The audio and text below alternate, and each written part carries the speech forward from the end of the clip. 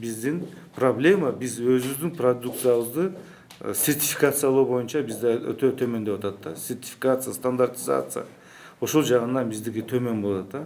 Азыр эми лаборатория өкмөттөгү азыр кадамдарды көрүп атабыз азыр. Лаборатория ачып атабыз деп атышат. Бирок биздин дүйнөдөгү болуп аткан эл аралык стандарттагы лабораториялар биздин лабораторияны дагы кабыл элек да.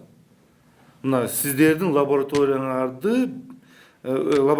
аркылуу өткөн продукцияларды биз мисалы Японияда биз кабыл алабыз деп айтпай атышат да. Мына проблема ушул жактан бизде биринчи. Ошону биз жасаш керекпиз. А экинчи бизде баягы айттым го органикалык багыттагы айыл чарба болуш керек. Үчүнчүсү биз өзү негизги биз мисалы азыр пландоо жок да. Картошканы быйыл мода болуп кетти го бүт жерде. Соцсетте дагы бүт жерде картошка маселеси боюнча. Анткени бизде 600 000 тонна картошка өзү керектелечү бизде мисалы Кыргызстан ичине. А бизде 1 миллион 200, 1 миллион 300 тонна биз өндүрүп атабыз. Ошону пландаш керек эле да.